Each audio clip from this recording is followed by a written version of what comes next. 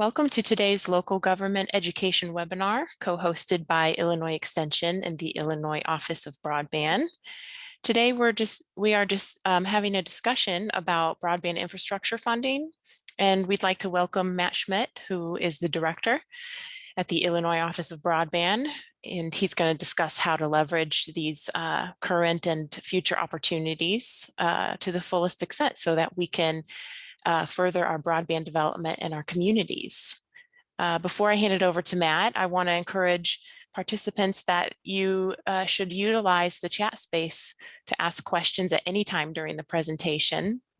And when Matt's finished today, we'll move to a Q&A. And then after that, I will be sending a follow-up email to those who have registered for today's session. If you didn't register, go ahead and direct message me your email so that you can be sure to get that follow-up email with the slides and the recording and a reminder for part 2 of this program where Matt's going to discuss the Illinois Office of Broadband programs in further detail. And I'll also put a link to our website in the chat box so that you'll be able to find recordings and other information about opportunities to attend Illinois Extension local government education programs. And I'm going to go ahead and hand it over to you now, Matt. Thank you so much for being here today to highlight these important opportunities, and I'll hand it over to you now. Great. Thanks so much, Nancy. Once again, it's great to be with you today, and really appreciate the collaboration on getting the good word about broadband out to the masses. And thanks for everyone joining us today, or if you're catching this recording after the fact. You know, this is our latest attempt to just really try to bring to life the historic opportunities, funding, and resources that are available for our local communities. And so just at the outset, I should just say, if you're interested in learning about our Connect Illinois grant program, because it's a big one, we're not going to get into detail today regarding that program, our round 2 announcements of grantees, or our round 3 NOFO. And so that will be at a later date. But for today, we really look to focus on federal funding, how it pairs with state investment in programming, and how that can be an invaluable resource for our local communities who are in a position to take advantage of truly historic investment in broadband and change the competitive profile, quality of life of their communities for generations ahead. And so that's the orientation of today's conversation. Of course, when we get to Q&A or at any point in the chat box, feel free to pose any question. But just wanted to level set at the outset here. That's what we'll be focusing on today. And there will be some additional news on that Connect Illinois front in the coming week or two. And so with that said, I do have some slides, and this probably looks very familiar for folks who've joined us in the past. Again, what we'd like to do today, talk a little bit about the federal funding opportunities that are out there, make sense of what's happened in the past year. It's been a busy one. After all, we'll spend a little bit of time talking about the state funding and resources, and then move on to an increasingly robust complexion of tools and resources that we're making available so that funding can be most useful for our communities. And so that includes mapping, our webinar series, programming, and future engagement. And so that's kind of the plan forward here for the next hour or so. And certainly don't hesitate with any questions. And Nancy, as always, if there's a pertinent question as we're moving through these slides, don't hesitate to chime in here. And so let's turn back the clock to December of 2020. Between the holidays, the Consolidated Appropriations Act of 2021 passed. In that, there was $7 billion for broadband. And so this carried forward a lot of the momentum that was created last year through the CARES Act on broadband and emergency connectivity funding, with 3 particular pieces here that we've been paying close attention to this year. First, the Emergency Broadband Benefit Program, which was a dramatic increase in the monthly subsidy available to broadband consumers to make broadband more affordable. Instead of the historic $10 per month Lifeline program, this EBB stacked $50 on top of that to truly make broadband affordable for those who could not afford it.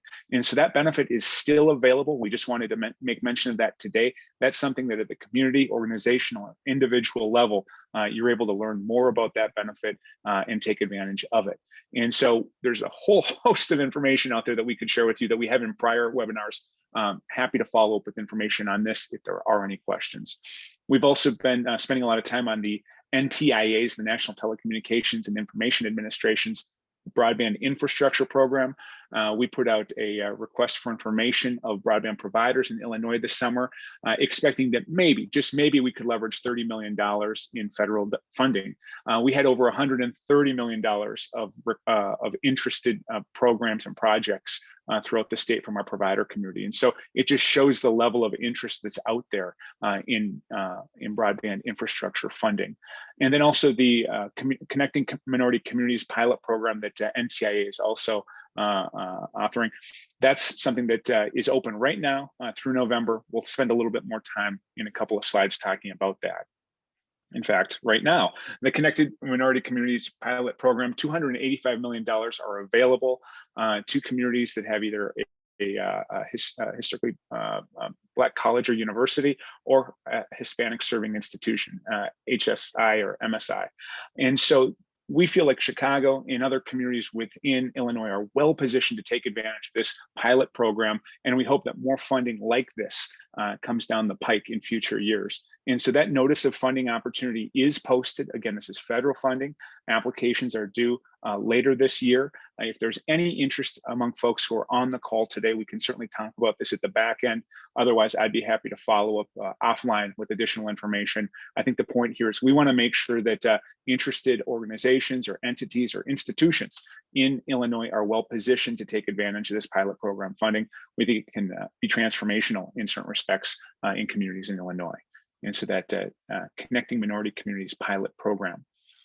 Of course, the emergency broadband benefit I spoke of earlier, up to $50 per month in subsidy, as well as a $100 one-time subsidy for devices or computers. Again, this is really going to change the landscape of funding and subsidy that's available for broadband adoption.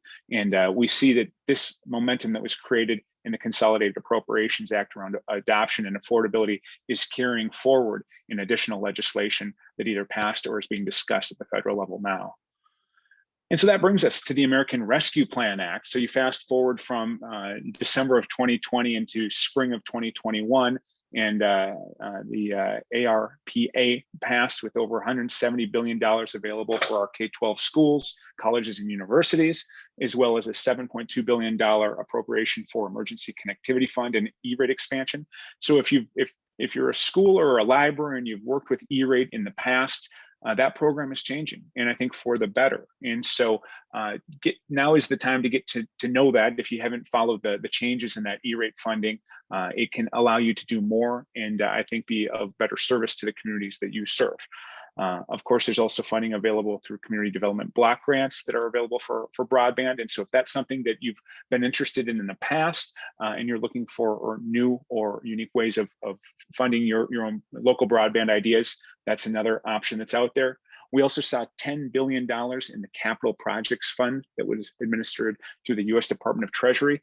And this was a great development because it actually was essentially a block grant program for states. And this is something that I and a number of others have been arguing for about a decade now, that states are really well positioned to work with communities and local providers and direct the flow of dollars to build out networks and, as we say, fill in the map, make sure that there's universal broadband access for everybody around the state. And so in Illinois, our share of that was around $254 million. And what's great is we think that this is the beginning of what we hope is a new state-federal kind of partnership over broadband funding, where the federal government will play the role of funder and the state will help direct where those dollars go. Then in addition to that, there's the Coronavirus State and Local Fiscal Recovery Fund, again, administered through the U.S. Department of Treasury. And this is one that I think for those joining us today, if you're representing a local community, a county, you're interested in seeing your local leaders invest in broadband, this is where there is tremendous opportunity, really unprecedented opportunity. You can see here, a couple $100 billion going to states, $65 billion to counties, $46 billion to metro cities, and also $20 billion to our local governments or our non-entitlement units. And these are dollars that are available that can be directed for broadband. You don't necessarily have to rely upon a grant program or look to the state or the federal government to help you. You've got discretion at the local level to drive broadband projects forward. And I think that's a point that we want to just emphasize here on today's call, is that there are a lot of different ways of getting at that funding question. The State Office of Broadband is here to help you understand those ideas, those opportunities and take next steps in in taking advantage of them. Because I don't expect this sort of investment to come down again. This again is a historic broadband moment, and we want to take full advantage of it. So following up on that state and local fiscal recovery pot, if you will, it's based upon formula funding. And so you can actually, we'll send these links out. You can see how Illinois stacked up against other states around the country in terms of the formula funding. And that same formula very likely will be applied to funding that's going to be available in the infrastructure bill that's currently moving in Washington. But these dollars also provide, or these funds also provided dollars, as we said, for counties and for local communities. And so $1 billion available for broadband expansion in Cook County, for instance. This link, which we'll follow up with, will also allow other counties to see what's available in your area for broadband or other purposes. And just as an example, City of Evanston, where I've called home, $34 million. And again, we'll provide the link so that you can see your local community in Illinois, how many dollars are available for broadband. Again, no grant required. These are dollars that can be used at your discretion locally. And so the third bullet here, the funds are being distributed in 2 tranches. 50% has already been issued. The remaining 50% likely late next spring or summer. And so the dollars that have been appropriated to our local governments can be used for water, sewer, or broadband infrastructure. And so we really see there's an opportunity for kind of a comprehensive integrated approach to infrastructure investment. And again, now is the time to be thinking about how to leverage these dollars and put your community in a position to compete in the 21st century. And of course, this kind of infrastructure oftentimes is underinvested: water, sewer, broadband, not to mention roads, bridges, and transit. And so when we see investment of this kind, we really want to lean into it. And so, of course, I represent the Office of Broadband. We encourage our local leaders to use as many of these dollars to help make your broadband vision a reality. So in every time we have a webinar, I like to direct folks to our Office of Broadband Connect Illinois website, just so you know where we keep information. A lot of the stuff that we talk about on these webinars has a home elsewhere. And so you can see this webpage. As you scroll down that right vertical menu, you can see links to low-cost broadband that's available in Illinois, our computer equity network for refurbished computers. You can see a piece on federal broadband. As you scroll further down, you'll be able to click on a newsletter link that'll allow you to subscribe to our biweekly newsletter. Likewise for maps and grant funding and other resources. So if you scroll down some more and further still, you'll find a reference to the NEU portal. And this is a link that we will share, if not in the chat box now, certainly in the email that follows. And if you go to our website, you can simply just search NEU portal. It'll take you there.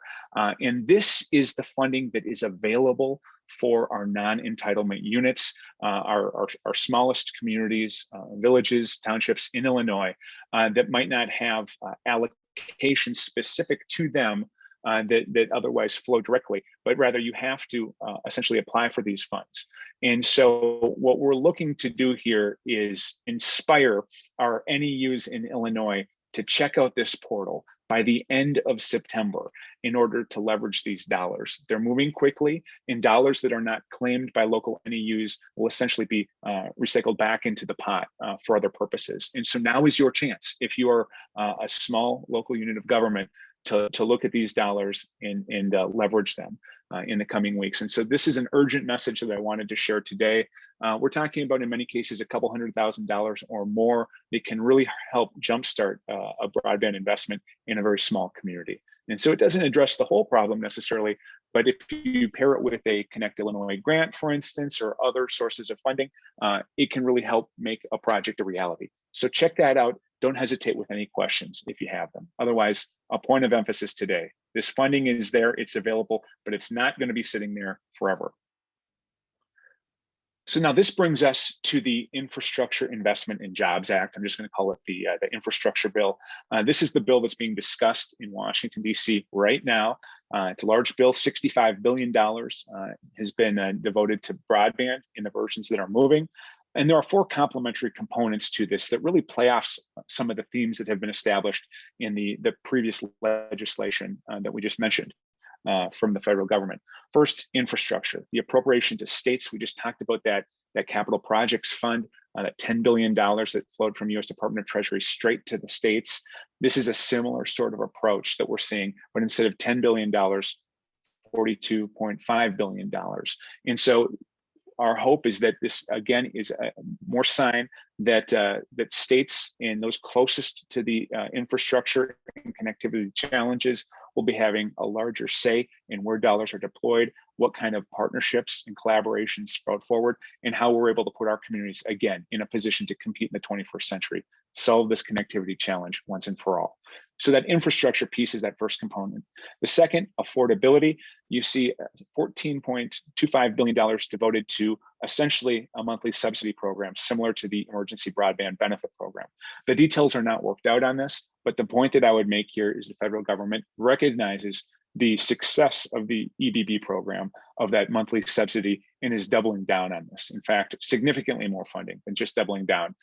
And so we see sustained funding for affordability from the federal government moving forward. And that's something here in Illinois and our communities we can leverage to help fill the digital divide.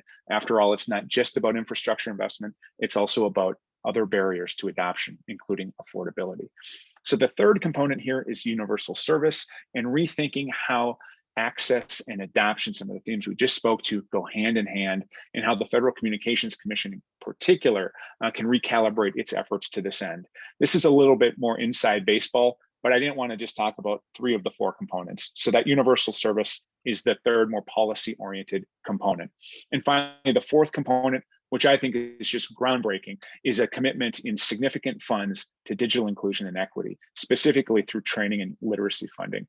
And so this $2.75 billion, we've never seen this before out of the federal government. This will allow a lot of the work towards building skills and driving adoption and kind of rounding out that holistic approach to broadband that we've been speaking about for 2 years now here at the Illinois Office of Broadband.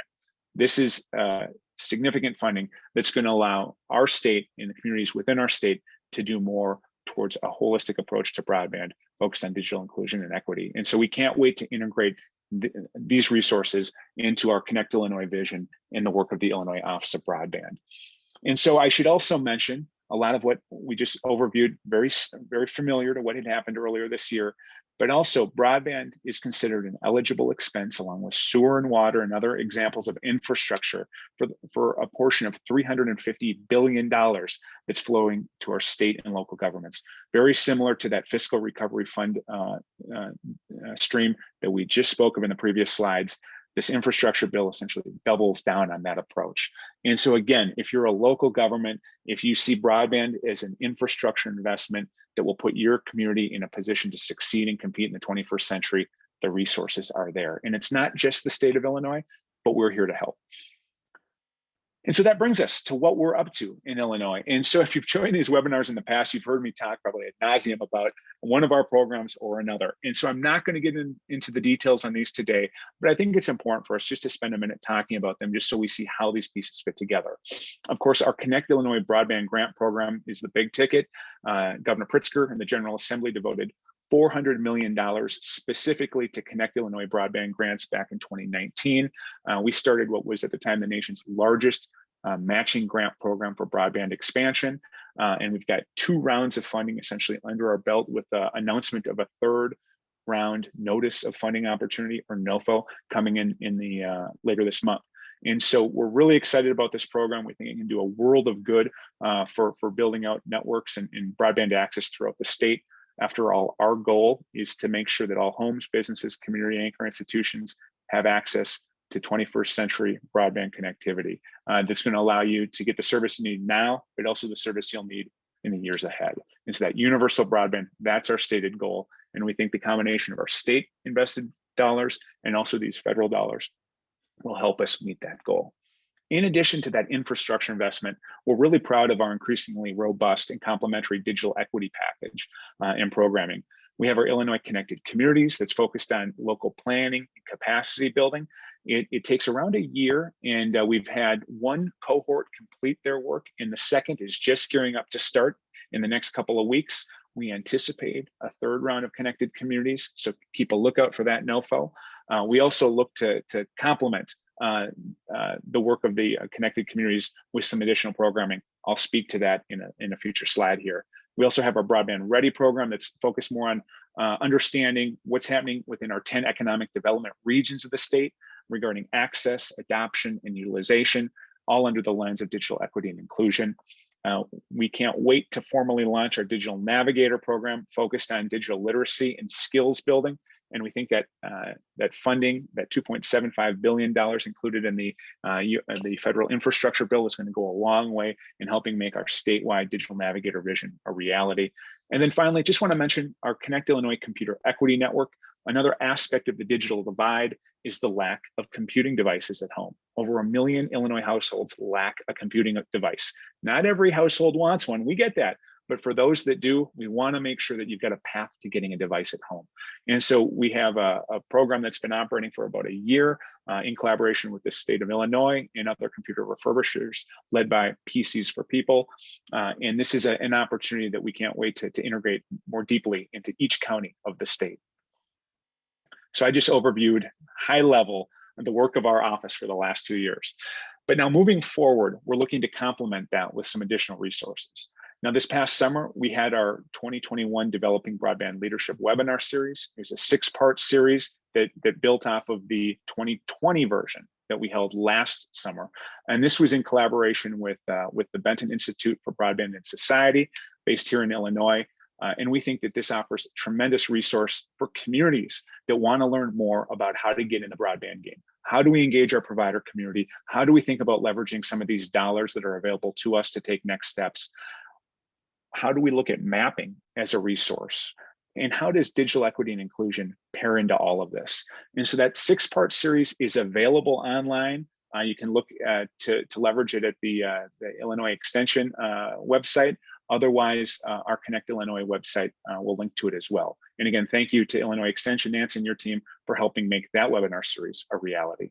So we plan to do more of that moving forward. But in addition to that, we plan on a Connected Communities Round 3. And in addition, a more targeted engagement that'll allow our office, our collaborators, and technical experts to help individual communities and communities writ large across the state better understand the funding that's available to them and how to take next steps.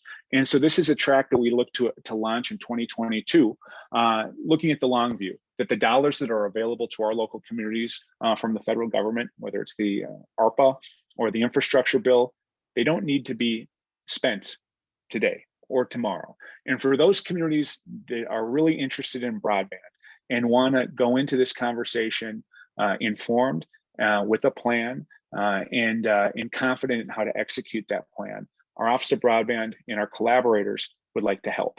And so we're standing up additional programming to help communities understand the landscape, look at the funding that's available, and take next steps to work with collaborators, our provider community, and others, again, to seize this moment to put your communities in a position to succeed. And so we always say it's all hands on deck. That's certainly true here in 2021. And so Office of Broadband and our collaborators will plan on, again, doubling down on the resources that we've provided, and specifically giving this historic investment in federal funding, want to put our communities in a position to understand what's available, how to take next steps, and how to move forward thoughtfully and methodically. And so look for more coming here in the months ahead. And then in addition to all of that, we've invested a lot in mapping. And we feel as though mapping is absolutely essential to making the broadband investment targeted and worthwhile. We know that there are parts of Illinois that have pretty darn good access. And so thanks to our provider community for the investments that are made without government assistance in many cases. But in order for us to meet our goals, we've got to know where we are. We have to set the map for where we want to go. And then also, as we're making progress along the way, marking that progress so we know where to target resources. And so the mapping is not only useful for us in our planning, but we think it's incredibly useful for our individual communities. And so we've got our Illinois broadband map that is available through our Connect Illinois website. You can just scroll down on that right-hand vertical menu and click on interactive map, and it'll take you right here. I won't get in the weeds unless there are questions about mapping that will take us there. But with this mapping, you can look in the upper left-hand corner and scroll down on the access menu, and different performance levels, whether it's gig symmetrical wireline service, 100 by 20, 25 by 3, these different levels of service. You can click on them. It'll show you on the map, the legend in the lower right-hand corner, what's available where. And I should just tell you, you can pop in your address, you can zoom in. This is not simply a statewide view. You can get down to your block and look at how your block stacks up against the rest of your community and your community against the rest of your region or the state. And so that's access. And if you scroll down even further, there's different technologies. So you can see who has fiber, who has DSL, who has cable, who has fixed wireless, for instance. If you move over to the statistics category, this will bring in a number of different data sets from the American Community Survey and other sources to help us better understand adoption and affordability questions, as well as access. In the lower right left-hand corner here, we have the general category, which will allow us to apply various boundaries and borders to this map. So if you're interested in schools or libraries, if you're interested in public safety facilities, if you scroll down even further, you can click on the county layer or the region layer, and you can call out your individual county and zoom in even further to get a better understanding of the lay of the land from a broadband perspective in your given school district or county, for instance. And then as we move over to the upper right-hand corner, we have, it's not shown here, but actually this was a recent addition. In the upper right-hand corner, if you go to this map, you'll have the opportunity to click on a speed test icon that'll take you right to an interactive speed test. It'll tell you what your upload and download speeds are from where you're taking that test. And that data is collected, and it's going to inform another data layer on our mapping that will show not only the access that our data sources have provided, but also the access that your experiences with that speed test show. And so what we're trying to do is essentially triangulate here. What does the provider community tell us on mapping? What does the speed test tell us on mapping? What do outside sources of information tell us on the access mapping front? Just so we get a fuller view of what service is available where. And then of course the legend, and if you scroll over here, you're able to use this resource for a number of different research endeavors. And so you can really play around with this and pull up a lot of different slices of the map, if you will. And so I'll leave it there. I could do a deep dive on the map, but this is a great resource for folks, and I don't want it to go unutilized or underutilized. So this brings us to another mapping resource that we're really excited to launch here. This is not the official launch of it. This is still, I guess, in a beta test form, but we're sharing it with you today. And if you want to link to this, we'll share the link with you as well. But this essentially is a collaboration among the Illinois Office of Broadband and some of our collaborators focused on mapping, research, publication, and data. And we have over 1,700 static PDF maps that we have created at the Office of Broadband. And we feel as though this collaborative site focused on mapping and research and data is the best place to share those maps. And so if you're a school district or if you are a county, if you are interested in looking at these maps at a different service level and at a different geographic boundary or political boundary, you can select that map and it's already prepared for you. So you don't have to play around with the interactive map, which we love. There are already maps that are available for you. And we think for our local decision makers, whether you're a city or a village or a county or township or anywhere in between, if you would like to be able to speak knowledgeably about where broadband is and isn't, we think these maps are a great starting point. So there's a lot of information up here and we're adding to it regularly. But if you click on the mapping and you scroll down, you'll see an option for static maps, and that'll take you to our county level broadband maps, which are currently loaded up here. And you can go down in every county, all of them in Illinois, we have listed here, 25 megabit down, 3 megabit up. We also have the 100 by 20 threshold and also gig symmetrical service. And you can get maps that will show what is where essentially. And so this is one map for Sangamon County. We shared this at the Illinois State Fair last month at our booth. And I think it was a real popular hit along with our interactive map. This is what the county level map would look like for any given county essentially. And what you'll see here is 100 by 20 wireline service.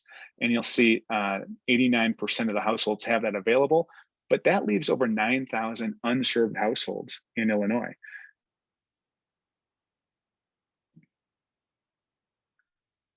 indeed over 9,000 unserved households just in this county. And so we've got these maps available for every county in the state, and not just at this 100 by 20 threshold, but also at the 25 by 3 and gig symmetrical service as well.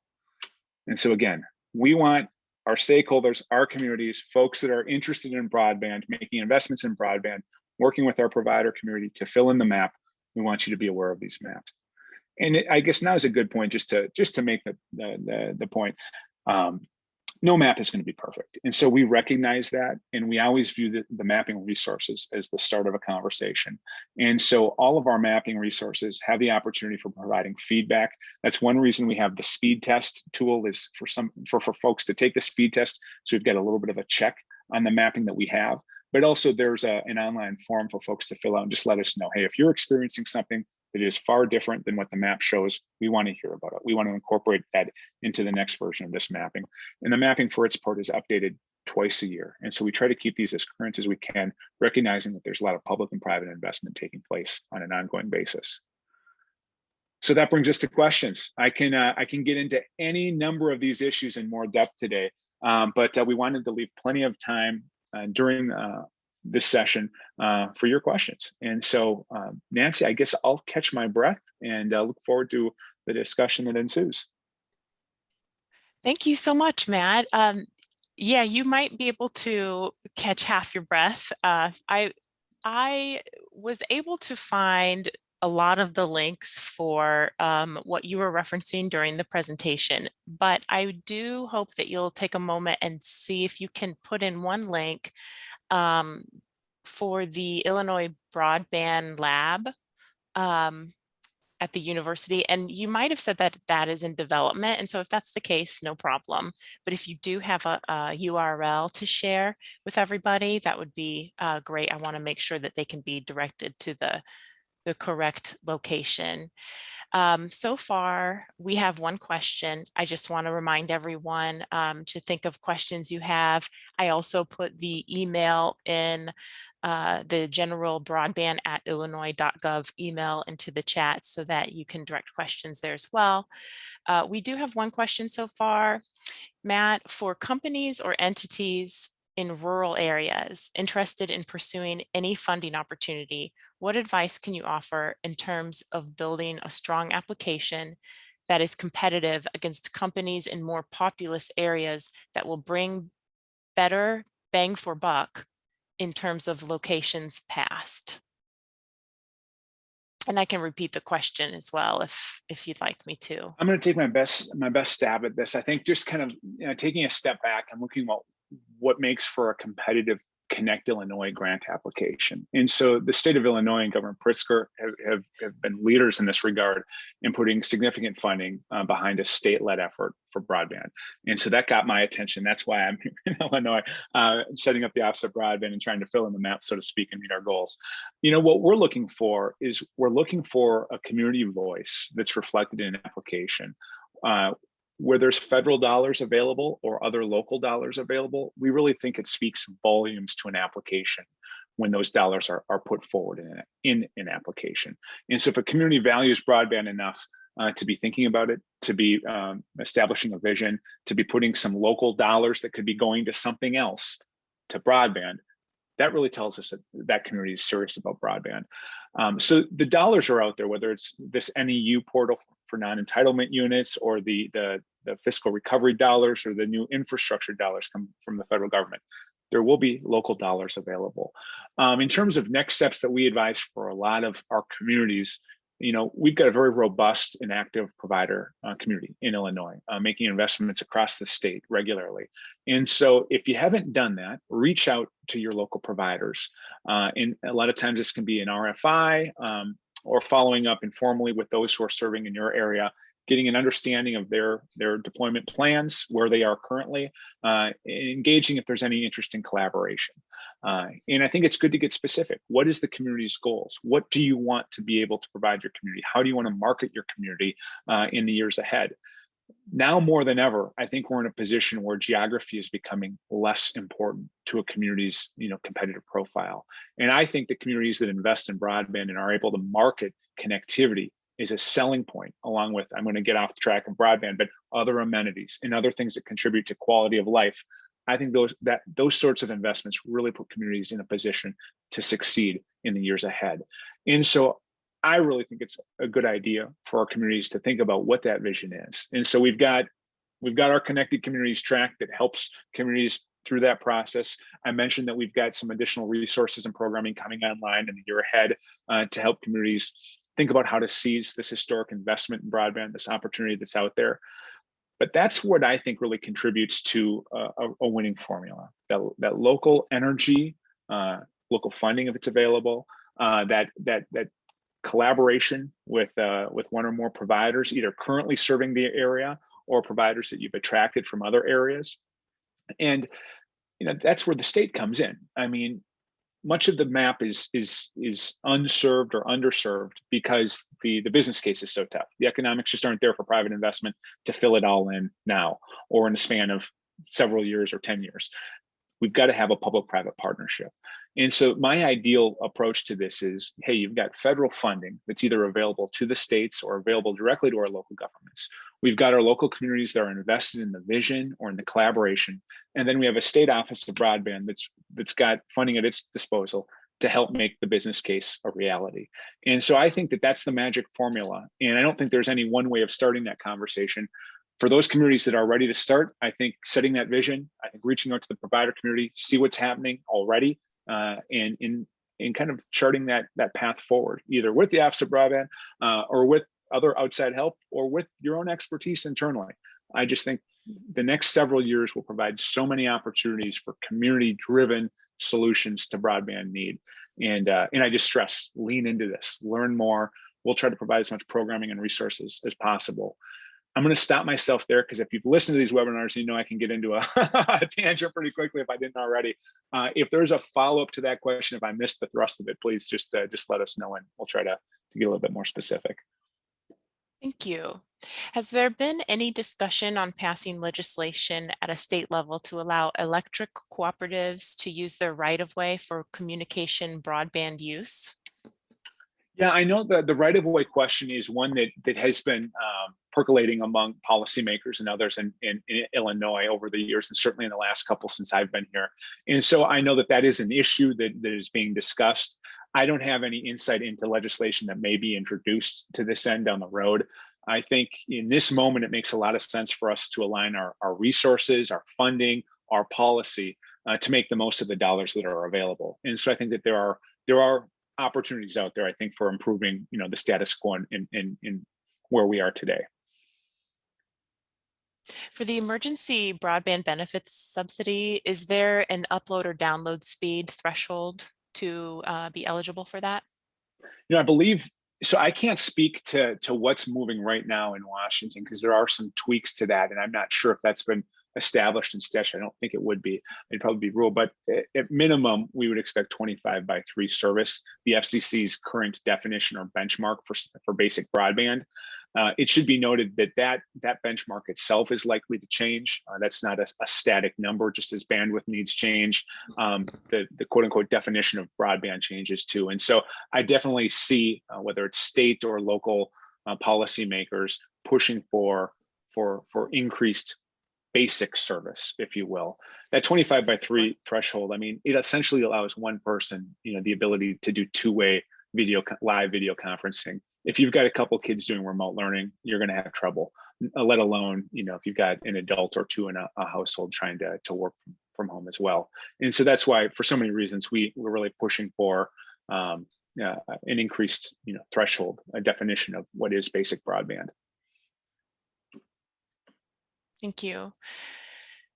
Where may we find a mapping blueprint similar to the one you showed that offers a breakdown of households serviced and additional details? This person says you share the example of Sangamon County.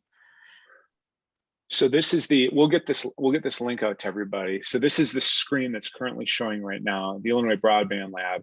And this is created in part just because with 1,700 PDF, we had to have a collaboration to get this done.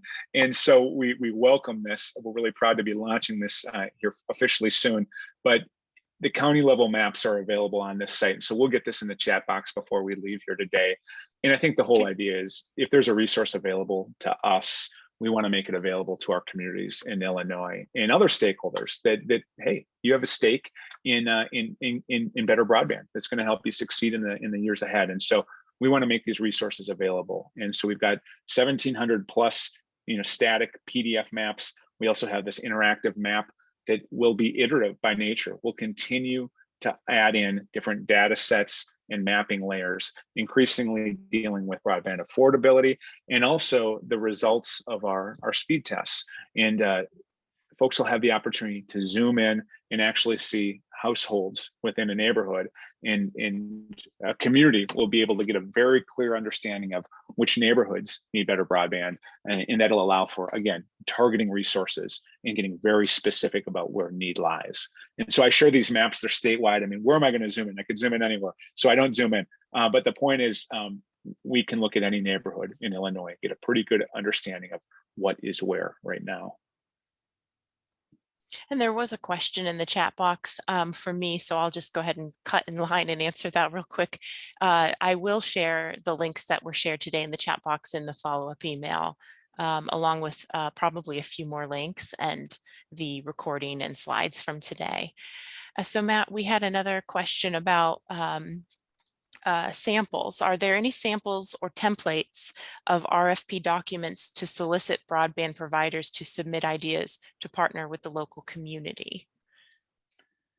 That's a great question. And I'll just tell you this, a toolbox is being developed for this very purpose. And so if there is an urgent need that anybody has, please just email us at broadband@illinois.gov, and we'll try to help you in the immediate term. But we're with our collaborators looking to put together a toolbox to help communities with these very questions. And so we don't want anybody to have to reinvent the wheel. If folks are going to maximize participation in this opportunity, we want to help them with these sorts of basic things. And so keep an eye out, or in the meantime, shoot a line. We received a question from a participant also about townships, and if you wanted to broaden it to any non-entitlement unit, what kind of funding would you just briefly recommend for townships and non-entitlement units? I think that NEU portal is the place to go. Okay. And so we'll definitely get, if I haven't checked the chat box, I don't know if you were able to drop that in there, Yes. but we'll definitely include that NEU portal in the email that goes out. And that's the first place to look, because those are dollars that will not be available in a month's time. And so you've got to get after that this month in order to leverage those.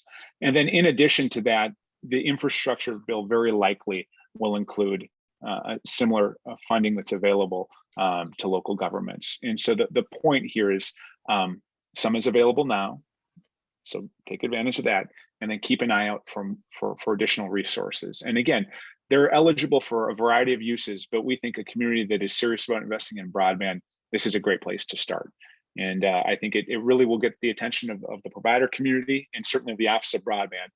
If you're a local government and you're saying, we've got some of these dollars that we'd like to leverage in partnership with the state or others. Thanks. So one of those slides, you had given us a preview of the infrastructure bill. And so we have a question in regards to that, as to whether that money will be going to local governments or through the state or directly to counties, similar to ARPA or something else. Yeah. So this is under negotiation right now. And so anybody who's going to speak like they know exactly what's going to be in this and how rules are going to be set and what guidance is going to come from federal departments, they've got a better inside track than I do. But I think what we're seeing so far is these complementary components that really show evidence of building off of what we've seen in the Consolidated Appropriations Act and also the American Rescue Plan Act. And so my expectation is there's going to be some similarities there in terms of the dollars that are available to our local governments. And so much of what we're going over in detail or relative detail today, we expect that there will be either not, if not the same kind of funding, similar funding tracks through an infrastructure bill. And again, it's a great way of starting a conversation over collaboration with whether it's the State Office of Broadband or a local provider or other collaborators. If you've got this money to leverage, you're well ahead of the game. And so I think that that's just, at least historically, in how these kind of community-led broadband investment conversations have gone. And so that's what's really remarkable here, is that our communities are starting in a position where funding is not the great unknown, but rather it's a tool that they have in their toolbox.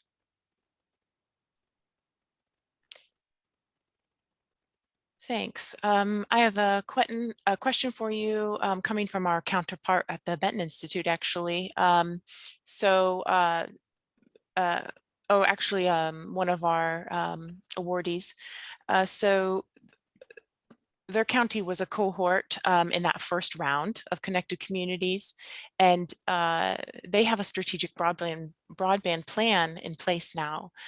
So they're looking to bring a consultant in to fulfill a specific role in attracting broadband funding.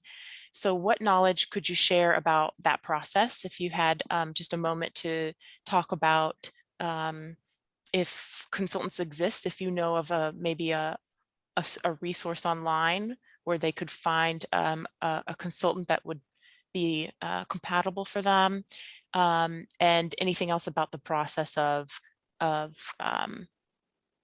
attracting broadband funding along a strategic plan of that sort. This is a great Yes. question. And Kyle, thanks for bringing this up again. I do owe you an email. And so we're trying to be fair here in all of this. It's not our role at the Office of Broadband to direct communities to specific resources or consultants or anything like that. And so we're very conscientious about that. But what we're happy to do is bring resources available in settings like this. Also, those who've reached out to us that would like to be part of the overall broadband effort are welcome to do so. And so we have our Making Connections resource on our broadband, Connect Illinois Broadband website. And that's another opportunity for folks to see who's out there. I think we have to update that, because I did get a slew of consultants that did reach out to us recently. And so the point is, I think if you'd like to have a conversation about this, we're happy to have that conversation. Reach out to us and let's talk. Otherwise, part of the goal of this toolkit and the target kind of accelerated engagement that we hope to have with communities in the years ahead, or in the months ahead, is to focus on those resources that are available. Who do we know is doing business on a consultative basis in Illinois, so that we've got that running list to share. We have a list currently, but as more and more folks are investing in broadband, more and more activities taking place, we really encourage folks who are working in Illinois to reach out to us to let us know what you're doing. And so I think the whole point is that is a resource in development, but we do have I think a temporary kind of list and resource that we're able to share. And so we'll look to kind of fill that out in that Making Connections page on our Connect Illinois website. Sorry, I could have said that a lot more succinctly, but the point is that a lot goes into that, and we do want to treat resources fairly throughout Illinois. Thank you so much. Can the fine-grained maps show the number and location of the unconnected residencies? Yeah, so I'm gonna drive ahead here. I'm gonna really, if you watch closely, folks are gonna get dizzy, but this is what the maps can do. And so you click in here on different service levels, and you can see 100 by 20 versus 25 by 3 wireline. You can see 5G and LTE broadband, the mobile wireless that's available. You can see the different kinds of technology that's available throughout the state. If you scroll down on that access tab in the upper left-hand corner, you can also see the density of providers. Likewise, by county level data, you can see essentially penetration at different service levels. If you click on an individual county, and the same holds true for our school districts, what'll pop up here is a little window that'll show you at the service level that is selected, so 25 by 3, that basic level of broadband, absolute basic. Roughly 50% of Iroquois County has that level of connectivity, that level of wireline connectivity, which leaves roughly 6,000 households unserved. And so we can do this by school district, we can do it by county, we can have other political boundaries in order to generate this kind of information. Now, if you were to zoom in even further on this map, what we don't currently have on the map is household data, but this is data that we plan to incorporate soon, so that if you are zooming in to an individual county or an individual village and you want to see, all right, where are the households that fall beyond the connected territory? They're either unserved or underserved. You'll be able to do that. And so right now you can zoom in and you can see within a county the geographical terrain that is unserved or underserved or served, but it doesn't necessarily have the household specific layer in there. And so that's, as I talk about this map being iterative, we look to generate that data layer and add that. But again, you can zoom in here and really get a very granular sense of, at the street level at least, where broadband is and isn't based upon our sources. And it looks like we And just sorry, I only have, go ahead. No, go ahead. I was just going to say I have kind of static maps prepared for the purpose of this conversation. I just didn't want my computer freezing on us as I run through mapping live. And so I've learned that lesson before, but if you play around with this interactive map, you can do exactly the sorts of things that we're speaking to. We have a final question here, and we might hear from someone else, but can these funds be used for cellular communications for connectivity and emergency needs? Yeah, I think that's a great question. And I think like the optimal way to be making these investments, especially in relatively rural areas or areas that are unserved or underserved, is to be investing in more than one technology at once. And so our Connect Illinois program, does have a requirement of 100 by 100 symmetrical service that's available upon deployment, that scalability feature. And so we do require that of our investments, but we think it makes a lot of sense for the investments that are being made through our Connect Illinois program, for instance, to also have a mobile wireless component to them as well. Because when you look at the state, it tends to be areas where you have a lack of wireline service. You may have poor mobile wireless service as well. And so this is, a high level view of what our map tells us. You can zoom in here. And of course, this map, I'm probably most skeptical of any. But the point is, I think to really make these investments wisely, looking at multiple technology investment at once makes a lot of sense. And so the answer is yes, we want to see more of that. We're not requiring it, but we would love to see applications come to us that have a feature that provides that scalable 100 symmetrical service, and also invest in mobile wireless infrastructure at the same time. And I just want to bring to everyone's attention that Matt was able to put the link for the Illinois Broadband Lab map dev site in the chat box. I want to let everyone know that that NEU portal link is up at the top of that chat thread there, and to definitely, click on it and start looking around. And of course, we'll send those links out. We don't have any other questions at this time, but I just want to ask you, Matt, if you wanted to provide any more sort of takeaway for everyone today, anything you think would clarify other questions that might come up as people are diving into the resources that we've provided today. Yeah, I think thanks again for everybody joining us today, or if you're catching this after the fact.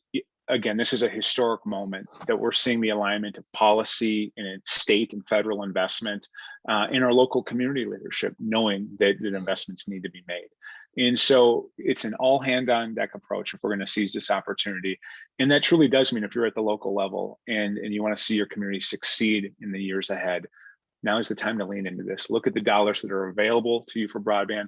Look at what the state of Illinois is trying to do in partnership with our provider community, in partnership with our local communities.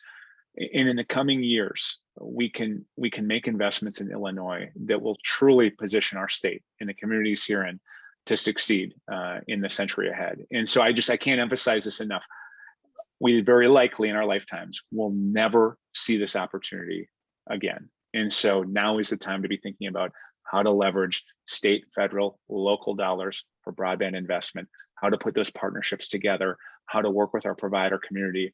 If we've got this all hand X approach, we're gonna be so well positioned in the years ahead if we're all working together. And so I just want to emphasize, if you're in a position where you want to do more, but you don't know next steps, reach out to us. And also know that more resources are coming down the pipe. We're developing them right now. And that's one of the reasons I wanted to connect with folks here coming out of Labor Day and into the fall. This is the perfect time to be thinking about this and to be looking for more information and how to plan ahead to do this good work together. So thanks again, Nancy, and thanks everybody for joining this conversation. The Office of Broadband is really invested in this, but the only way that we meet our goals is if we together lean into this. And so thanks. Thanks, and thanks to all of you for taking the time today to take this seriously. Really, thanks again, Matt, for the presentation. I wish everyone a great weekend and have a good rest of your day as well.